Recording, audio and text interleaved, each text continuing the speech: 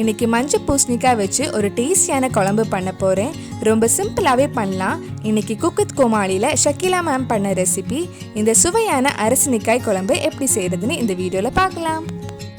First ஒரு பேனில் கொஞ்சம் நல்லெண்ணெய் ஊற்றி அதில் 1/2 டீஸ்பூன் ஜீரகம், 1 டேபிள் ஸ்பூன் மல்லி, 1/4 டீஸ்பூன் நல்ல மிளகு, 7 பல் பூண்டு, 3 காஞ்ச மிளகாய், கொஞ்சம் கறிவேப்பிலை ஆட் பண்ணியிருக்கேன். இதெல்லாம் சேர்த்து 1 நிமிஷம் கிட்ட வறுத்ததுக்கு அப்புறம் இதில் ஒரு பெரிய வெங்காயம் ஆட் பண்ணலாம். வெங்காயம் கொஞ்ச நேரம் வதக்கலாம். இது கூட ஒரு சின்ன பீஸ் புளி, தேவையான அளவு உப்பும் ஆட் பண்ணிக்கோங்க.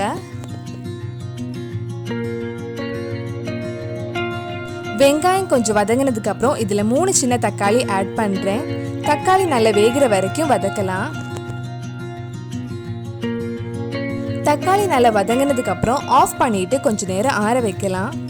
நல்லா ஆறினதுக்கு அப்புறம் ஒரு மிக்ஸி ஜாரில் போட்டு அது கூட ஒரு 1/2 கப் துருவின தேங்காயும் ஆட் பண்ணுறேன். இதில் கொஞ்சம் தண்ணி ஊற்றி இந்த மாதிரி நல்லா அரைச்சி எடுத்துக்கோங்க. அடுத்தது நம்ம பூசணிக்காய் வேக வைக்கிறதுக்கு ஒரு பேனில் கொஞ்சம் நல்லெண்ணெய் ஊற்றிருக்கேன்.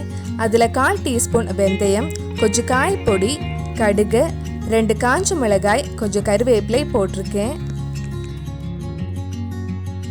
இப்போ இதில் 2 கப் மஞ்சள் பூசணிக்காய் போட்டு 1 கப் தண்ணி ஊற்றி வேக வைக்கலாம். தேவையான அளவு உப்பு போட்டுக்கோங்க.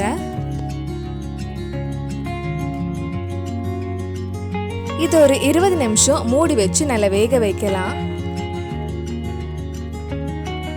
பூசணிக்காய் நல்லா வெந்துடுச்சு. இப்போ இதில் நம்ம ஃபர்ஸ்ட் அரைச்சி வச்சிருந்த தேங்காய் இதில் போட்டு நல்லா மிக்ஸ் பண்ணலாம். உங்களுக்கு குழம்பு எவ்வளவு தண்ணியாக வேணுமோ அதுக்கு ஏற்ற மாதிரி தண்ணி ஊற்றிக்கோங்க. நான் கிட்டத்தட்ட 1 கப் தண்ணி ஊற்றிருக்கேன். இதில் 1/4 டீஸ்பூன் மஞ்சள் பொடி, 1 டீஸ்பூன் சாம்பார் பொடி, கொஞ்சம் சர்க்கரை ஆட் பண்ணி நல்லா மிக்ஸ் பண்ணிக்கோங்க. இது ஒரு 10 நிமிஷம் லோ ஃப்ளேமில் மூடி வச்சு கொதிக்க வைக்கலாம்.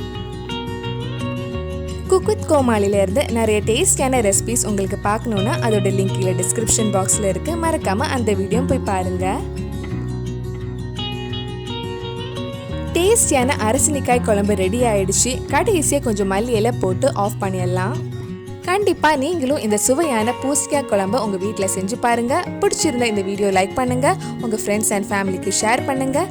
வேறு என்னெல்லாம் ரெசிபிஸ் நம்ம சேனலில் ட்ரை பண்ணலான்னு கீழே கமெண்ட் பாக்ஸில் சொல்லுங்கள். மறக்காமல் நம்ம சேனலையும் சப்ஸ்கிரைப் பண்ணிடுங்க.